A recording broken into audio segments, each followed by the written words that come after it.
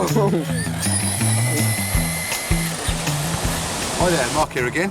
Today I've got Rob with me. Hiya. And we've got Alf on the camera. Hello. And today is a bit of a special occasion for Mark Bryan RC because, lo and behold, we've got one of these. No one will be able to believe they've finally got a LiPo battery. And I've got this because it was kindly sent for review by Euro RC. So I'll put a link to the description, check them out. It's a Team Coralie 4,500 mAh 7.4 volt 2S LiPo. It's a 50C. I don't know much about the C's, do you, Rob? Me. But from what I've read, the higher it is, the more it'll discharge, or the quicker it'll discharge, or the more current it'll discharge. I'm sure people will be telling me in the comments, won't they? Because give us a break, because I've never run one before. So what we're going to do is we're going to see what Tamiyas it fits in, because as you know, nearly all my cars are Tamiyas. I have tried it in the Blitzer Beetle. Last time we ran this on a NiMh, it did 25 mile an hour, didn't it, Rob? Yeah. Which is 40 kph. With the brushless motor we've got in it. Yep, so it's exactly the same. What I'll do is I'll put a clip of the end of that speed test up for you now.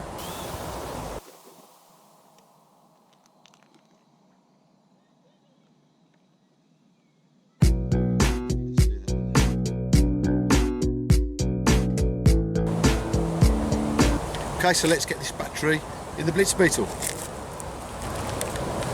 Okay, so as you can see, this is what is called a round stick, but it is slightly larger than a nickel metal hydride. You can see the length there. It's probably about, I don't know, 6 or 7 maybe millimeters there longer, and you can see it's not quite the oval shape of the nickel metal hydride, so it is a bit of a tight fit, but as I said, it does go in here. I've moved the ESC rearward because the leads were too short, but so it does go in nice and snugly. Just get the battery clip on, and we should be ready to go. Yeah. Okay, so speed meter set to 0. Are we ready, guys? Yep. Ready when you are. Yep, ready.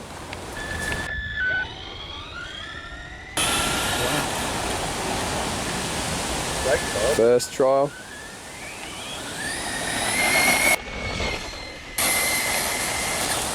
Wow, that was pretty quick, guys, isn't it? Aye. A bit quick,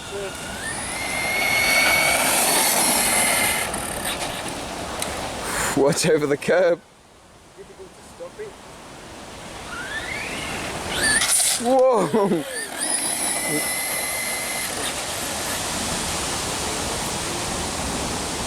Okay, last one again, ready? Yep. Whoa! The curb like it wasn't even there. I was going to say, did that quite well. Oi! Get that. Where's the speed meter gone? Oh wait, yeah, it's just on the side.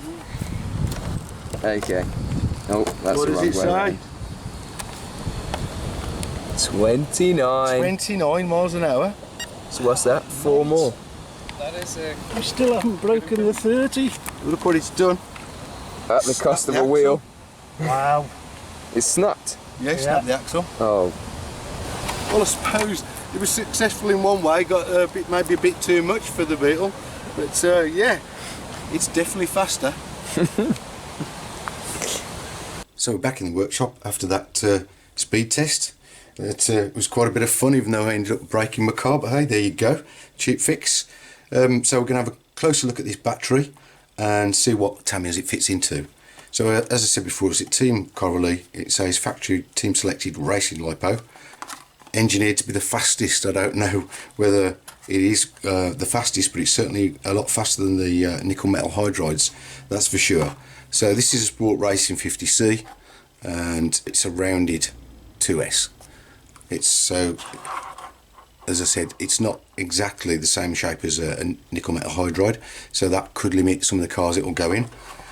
One point though you probably see here, because of all of my ESCs are Tamiyas, or most of them, and don't have a LiPo cutoff, I've bought a LiPo alarm, and this will buzz at the voltage that you set. It's pretty good. It was only a couple of quid off eBay. Very impressed with this, to be honest with you. So you plug it in, and it tells you the voltage of the first cell and the second cell. So you can see there, hopefully you can see on this, it'll show 1 and then the voltage there, which is 413, 2, 414, and then all of them are 8.2. So I don't know, as I said, because this is the first LiPo I've had, maybe you can tell me. I don't know whether that's normal 8.2 volts, and this is after it's been run for quite a while. So I think it was showing 8.4 before that when I first charged it. So that will probably account for the great speed increase that I got, 4 miles an hour faster than nickel metal hydride. So that's over the 10% that I've seen on a lot of other tests between nickel metal hydride and a LiPo. So let's have a look at what it fits into. Here's a TTO2B, so if it fits in this, it'll fit any TTO2 because they're the same chassis. So yeah, no problem at all, that goes straight in without any issues whatsoever. So any TTO2, you're good to go with this battery. Here's a DTO3. Let's have a quick look. Yeah, as I suspected, there's plenty of room in this battery tray, so that one fits in easy. And there's also padding in this one that I've put in, so yeah, definitely fits the DTO3, no problem. This is an MO3, so all the M chassis battery compartments are the same. It's this oval hole. I'm not really very hopeful here. And no, it's very close. I think if you really forced it, you could get it in there, but I don't think I would do that. So if you're going for an M chassis with a battery, it's a no-go. Also got a wild one. I won't bother trying to get it in because if I just put it across the compartment like that, I can see it's just 2 or 3 millimeters too long, so it won't fit into that. And here we have my XV01, and as you can see, there is plenty of room in there. There's a great big battery tray, so no problem whatsoever with that. This is a DTO2 Sandviper. As you can see, it just about fits in, but you beware, it is very tight fitting there. But I have got some foam packed in to the battery tray, so without that it might go in a bit easier, but you'll probably get away with the DTO2.